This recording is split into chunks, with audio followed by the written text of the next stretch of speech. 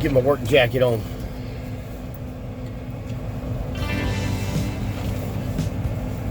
Old Faithful's got about 1 million miles on her. Or more.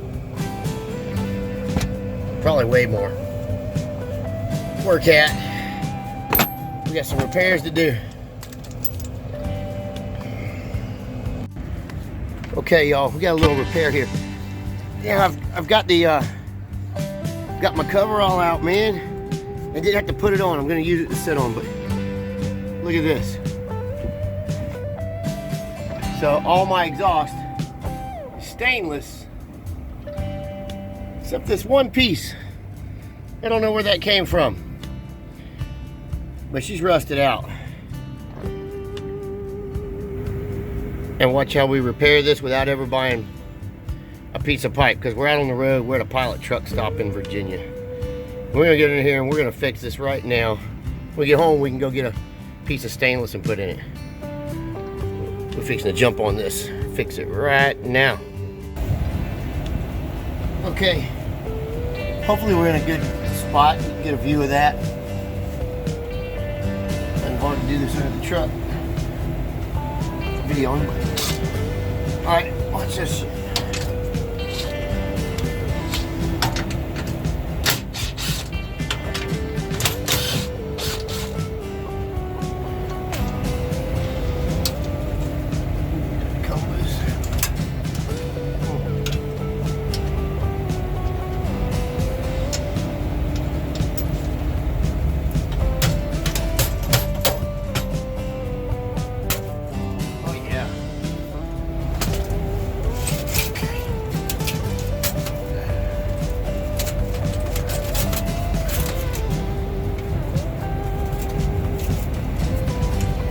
That's pretty much growing onto here for the now. I mean, I'm actually going to have to cut that part off, so we're good here. Let me see my gap. Yeah, we're about halfway. You can see it right there. You can see the seam right in the top. Just slide over, get the seam covered. Walk this up kind of equally. Don't overdo it. Don't want it to pinch it out. You don't want to pinch that out like I almost have.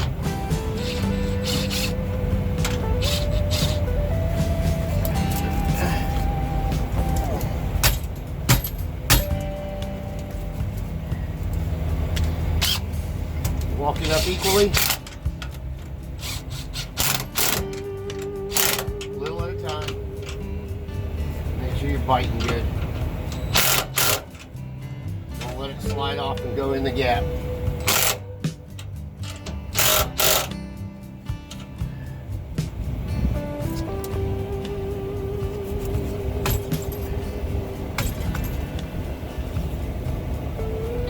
And that baby's fixed.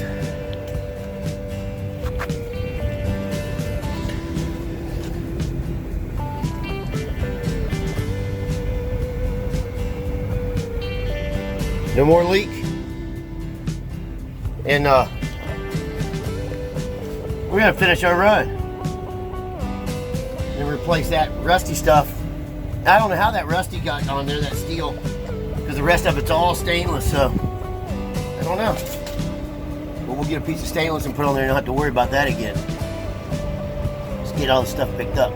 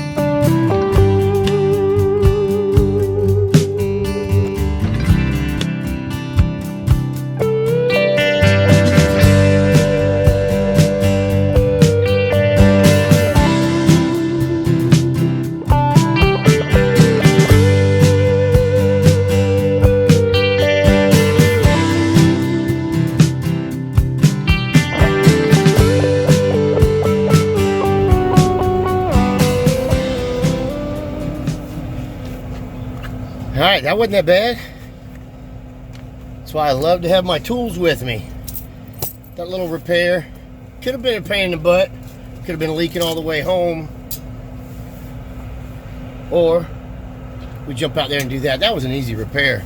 As long as there's some meat on the bone, you got something to work with, you can fix it. And it's temporary fix. You're gonna want to get home and get that off there and put some stainless on there. I don't know how that regular steel got on there, but it rusted out just like it's guaranteed to do. All right, let's talk. I'll be right back. Oh, all right. Warmed up a little bit. I had Trey put my new hat on.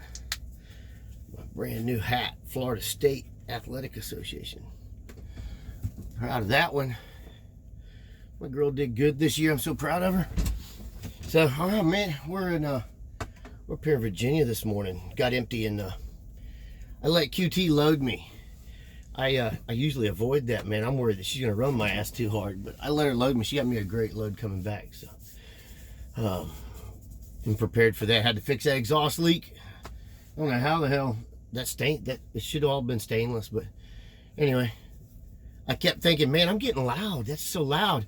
And then I thought I could smell it last night while I was sleeping. I thought, man, that's some smell diesel fumes, and I thought maybe it was a guy's APU. The APUs beside you, man, will blow right in the truck. I hate that. But it turns out I had a major exhaust breakage there, so that was quick and easy to fix. So I don't know, yesterday or the day before, I heard my brother Dooner talking about old school versus new school, and it got my wheels to spinning. And I think about that shit all the time. And there's definitely two worlds out here, man. We live in two worlds. There's definitely old school and new school. It's just no different than politics. You got left and right, and out here you got old school and new school, and somehow we got to learn to get along. And to some of those points, yeah, man, some of these new guys, they demand respect immediately. I got my CDL, I'm driving a truck, I demand, you need to respect me.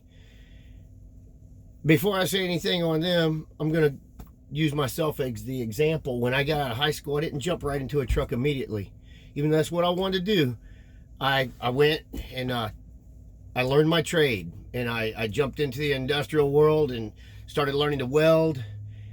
And I was an apprentice. I had to learn. I got handed the grinder, man. I got handed the chipping hammer and the cutting wheels and the torches. And you did all the grunt work before you got to burn rod and start fabbing and building things. And the journeymen, the masters of their craft, they'd been doing it for years. They didn't give a fuck about you, man. They really didn't care. And they didn't give you no respect. You hadn't earned any. They didn't give a shit. If you got upset and drug up, good. They got rid of a weak one.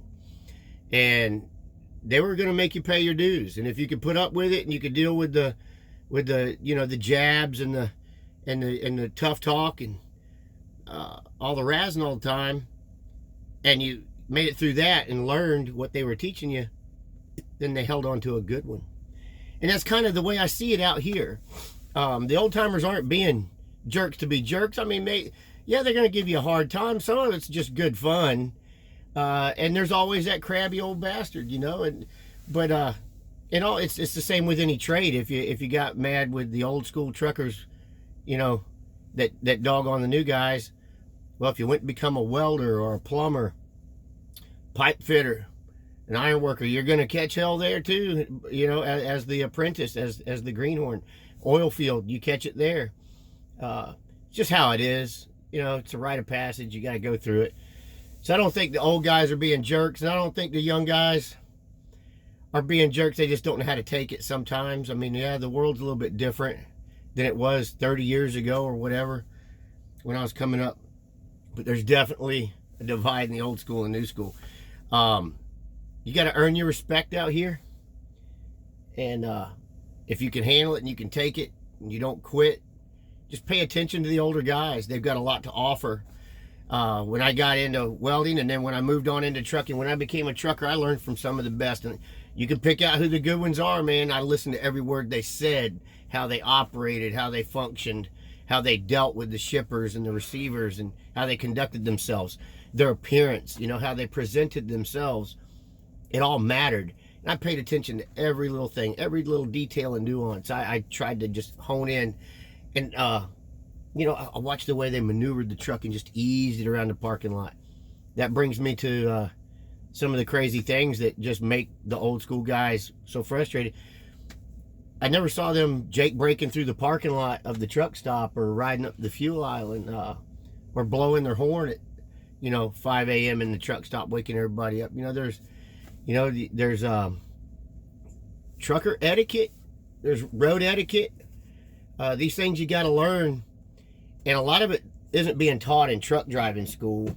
I'm pretty sure most of the trainers probably don't really know that much. Most of the trainers don't have enough experience to be trainers. But coming home a few months back, one of the things you get a lot is this bright light thing. I'm riding along and I pass this guy, hit my blinker, and I get by. I start to ease over, and by the time I look in my mirror, bam! There's those bright ass lights. Whoever thought that was a good idea? And the lights nowadays, Jesus, those are like the landing lights on a freaking Cessna. They're incredible. They're just so bright. And then you got these light bars. So yeah, I'm seeing spots. And that night, man, I was tired. I just come on here, and maybe I was that grumpy old bastard. Like, thanks for blinding me, dude. And this guy commenced to cussing me out and calling me a rookie and everything else because I didn't know what the hell I was talking about, and informed me that meant it was okay for me to move over. And I told him how I could see until you blinded me. Now I don't know where the hell I'm at. It became a dangerous situation. Let me know that I was a rookie, and that's what that meant. That bright lighting me and blinding me meant that I could get over. And I said, no, you reach over and you shut the lights off. And you click them back on. And if you have a truck that won't do that, I get it, some of these new trucks, you can't shut the headlights off while you're rolling. Don't do anything. Don't do anything. Or get on the CB, hey, you got it in hand. Cleared it. It's yours if you want it. But most guys don't run CBs. New school. Old school runs CBs. My CB is on right now. Never goes off. Hell, the light on it, the indicator light, is like a night light in here. My CB never turns off. New school, they don't have CBs. So that leads me to old school versus new school, the argument. We all run radios. 20 years ago, we didn't have 10, 15, 20, 100 car truck pileups in the wintertime. Nowadays, we have these pileups because everybody's on the phone. They got their cruise control and they got their leg cocked up here on the dash and don't give a shit, and run off into a wall of cars and trucks, and they die or they kill people. And that didn't happen. It didn't, not on this scale. And everybody said, oh, the CB won't prevent an accident. Okay, new school. Tell me, if you had a CB and you're headed south and there's a wreck on the northbound side at the 110 mile marker, and you're coming along and you see me at the 100 and you say, hey, northbound, back it down, they're crashing up at the 110. And this is at the 100. That's 10 miles. Hey, thank you, driver. You're clear back that way. And I'm going to start blowing it up. That's a 10-mile warning. I'm not going to be doing 70 mile an hour when I get up there to that crash and smash into people. But I don't know. That's just old school logic, I guess. But it works. It works. If you give me a heads up. Hell, back in my day, it was, hey, man, there's a bear over here behind this mile marker. There's a bear over here on this off-ramp. There's a bear. And there was always that hand with that crazy-ass memory, man. You could be in Jefferson, Indiana, headed north on 65, and a guy tell you where the bears are behind every mile marker all the way back up to Whiteland or Indianapolis around the loop. And I'm like, shit, I can't remember 10 miles ago. And it was just, I get a kick out of those guys with that great memory. And half the time, those bears wouldn't be there when you got there, but man, he could remember 100 miles back. There was always the guy that would sing or tell the jokes, and then there was always the spats. You know, guys talking about, I'll take you down to 10 and kick your coax. It was funny, and it was fun, and we kept each other going. And nowadays you hear guys, oh, I don't want to hear all the bitching. I don't want to hear it either. But there's important things that I do want to hear. So I can keep it squelched out. And You know, old school versus new school. We run radios. New school don't run radios, and it's created a dangerous situation for the first time. I guess last year, the year before, New York Thruway, PA, 80, 76, they were shutting down traffic during winter storms to commercial vehicles. Well, wait a minute. You wrap your head around that one. Closing it to commercial vehicles. You know, since I've been alive, I've never known the four-wheelers to be seen as safer than us. We're the professional truck drivers. We're professionals. We pay an extra tax above and beyond any four-wheeler or passenger vehicle to use the highway. The highway is designed for us to, work in interstate commerce. But we're seeing it shut down to us because we're seen as the dangerous ones. That should be an embarrassment to all truckers, old school, new school, everybody. That should be an embarrassment. That's a scar on our industry that we're seen as a danger. So let's shut down commercial travel during the storm. Because back in the day, that didn't happen. Cars were off the road and we could go.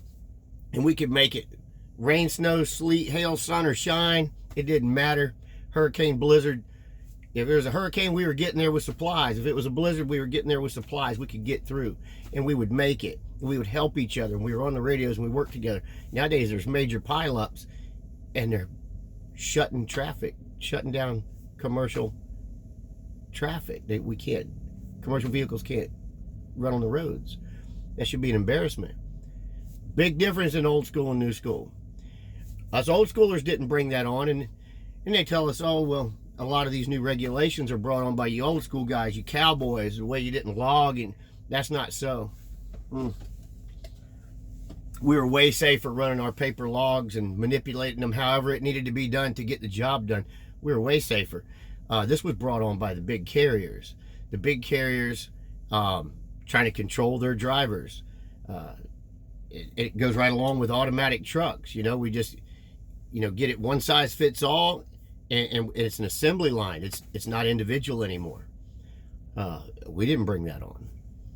But there's a lot of arguments to be had, but we shouldn't be fighting each other. We should work together. And there's a lot of new stuff out there that I learn every day. I never stop learning. And if young guys can help me, my daughter helps me all the time. And some of these younger cats with the technology, guys will talk about, oh, use your Atlas and you won't be on these back. I've got old atlases, man, from 20 years ago that are falling apart with notes and all. Let me tell you, an atlas will never give me what this GPS gives me. I love my GPS. If I'm going to a receiver that I've never been to, I can actually satellite view that, zoom in, and I call it a flyover. I'll do a flyover where I'm going. Oh, I can get in right there. Look, I can park over there. If I want to go eat, hey, can I get into this Cracker Barrel? Oh, look, I can get off right here, loop around, and park right over here and walk to that Cracker Barrel. It's amazing. Modern technology, new school, good. I love that. There's a lot of new things. The way we can go on our phone at the touch of a finger and load our truck. Shit, old school, that wasn't no good. You had a spiral notebook and a pen, and you had a payphone on the wall. The truck stops had lines of payphones and friggin' ashtrays, and you sit around and smoke cigarettes, talk on the phone, and collect calls to home. Now you get on the you can get on the payphone and you dial your 800 number and ask your broker, hey, how we looking? Oh, call me back at noon. So you go out and you sit in the truck for a couple hours. You go back in at noon. Oh, call me back at 2 o'clock. You go out and you set your ass in the truck till 2 o'clock, and you're back and forth playing a phone game until, oh, you're not loaded today. Call me in the morning at 8. Now you don't got to deal with that shit. You can go on, and there's 1,000 loads within a 150-mile radius of me right now. I can go anywhere I want. New school, modern stuff, that's good. But as far as drivers, we need to stick together. I love when someone shows interest in my trade, in my industry. I'll share, I'll mentor, I'll help. But if they come at me with that chip on the shoulder and the attitude that I owe them respect, I'm just going to shut down. I won't be rude, but I'm not helping. And same way, I'm not going to go at them like they're a dumbass. Hey man, can I help a minute? You know, I see you trying to slide them tandems, and you got to do it like this. Oh, yeah, you know. Here, let's use the curb for a chalk. Different things. I hear your air governor leaking, man. I know how to fix this. And help guys with repairs and how to get the truck going. And I'll help any way I can. If somebody were to hit me up and ask me about markets, where to be and where not to be, I don't know everything. I'm still learning, but I'll help with what I do know. And young guys, there's things they can teach me about this modern technology. Another thing I love about New School, I can scan my paperwork. I don't have to pay for a fax, and then when it got real fancy, you had a fax machine in the truck, Wi-Fi and all that shit. Now you can scan it on the phone and send it, get paid immediately. New School, that's really cool. I like that. But no, that as an old guy, some of the things that pet peeve me, the lights. Please don't bright light me. That just drives my ass nuts, man. Bright lighting me, blinding me. That's the dumbest thing. I don't know who come up with that. And all you gotta do is reach over, turn the headlight off, turn it back on. Your markers stay on. I still turn my headlights off when I pull into a scale house. It's old school. Florida ag stations, headlights are off. When I pull into my shipper, headlights are off. I got markers on. If you're backing in and I'm sitting there waiting on you to back her in, I don't have my lights shining on you, blinding you. When I get backed in, my lights are off. You're back in, I'm not blinding you. I don't want to blind you, because if I'm blinding you, you can't see the line. You're going to hit me, take my mirror off. When you're at the dock, have your lights off. You don't see guys doing that. And I know, again, some of these trucks the headlights won't go off when you're moving. But once you bump that dock and them brakes are pulled, there's no excuse for that. Shut them off. The lights, pet peeve to me. Brakes on the fuel island. And see this every day. These guys taking 30-minute breaks on the fuel island. That's where ELDs, man. I'm not a fan. And it's telling these guys what to do, when to do it. So they pull in, they take their 30-minute break. And you can go up there, hey, man, can I get my fuel? They'll ignore you. Some guys are real jerks about it. And I see on these Facebook pages, these trucker pages, you know, guys talking about, oh, man, guys taking a picture. And, oh, this guy's taking a 30-minute break on a fuel on. And all the comments are guys defending that shit. That's not defendable. And the comments always, hey, man, mind your own business, driver. Well, hello. I'm a trucker. Part of my job to get this freight to the receiver is to keep fuel in this rig and keep going.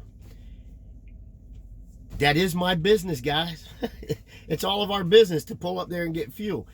I'm minding my business by asking you to get out of the way and not just sit there. These are called parking spots. That's called a fuel island. But I see these guys trying to defend it. Mind your own business. I saw a video.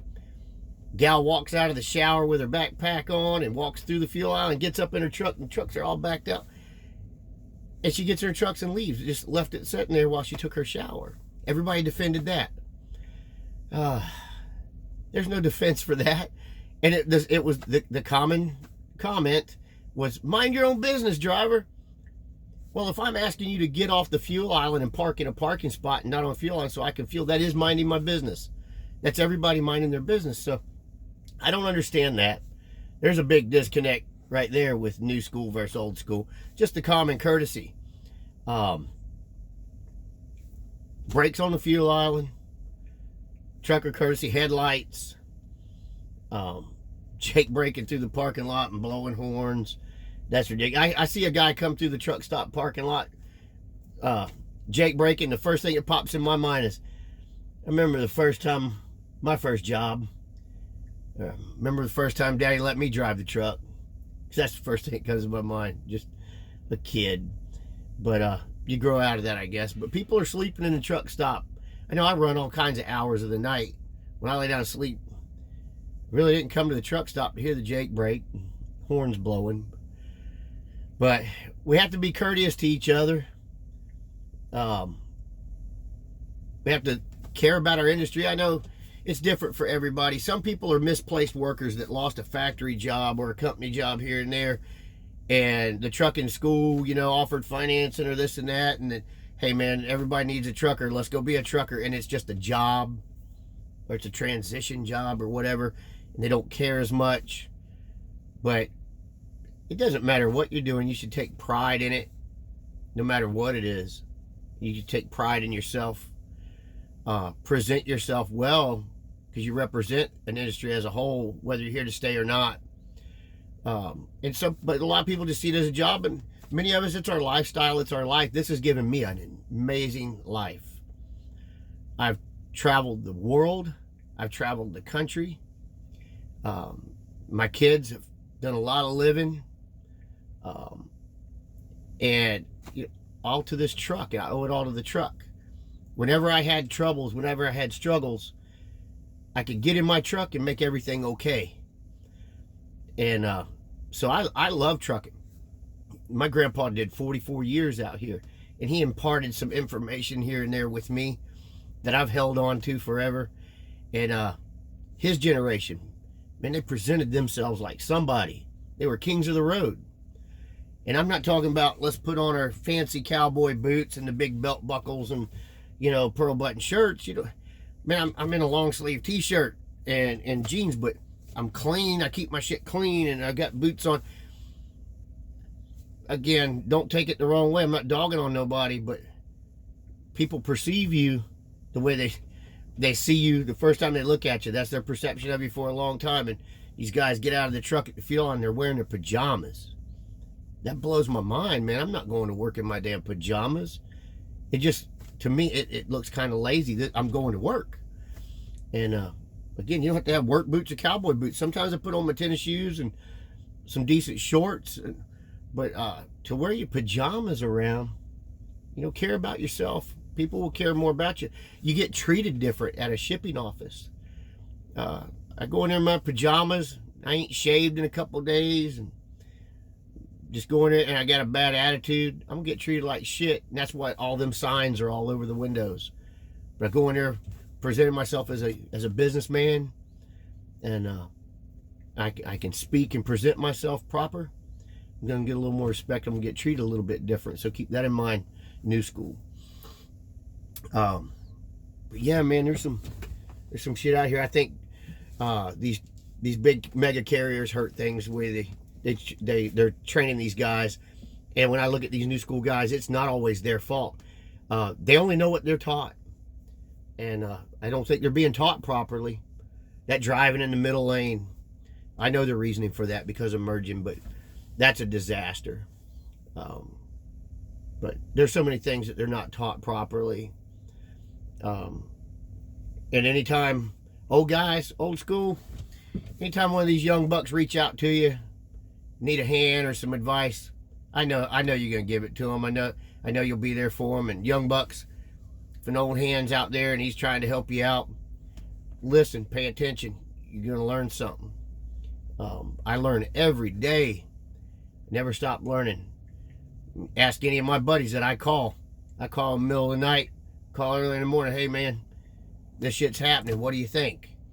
Here's what I think, but I don't know for sure. What do you think? You always learn. Nothing wrong with it. Don't have a chip on your shoulder to the old guys. Old guys, try to have a little bit of understanding for these new ones. But somehow we all got to live together out here. I love this industry. Oh man. Woo. Alright, I get long-winded. I had to cut that off. But if you like my content, hit like and subscribe, hit the notification bell. In the meantime, we're going inside, and we'll see you till the next time. Truck it up.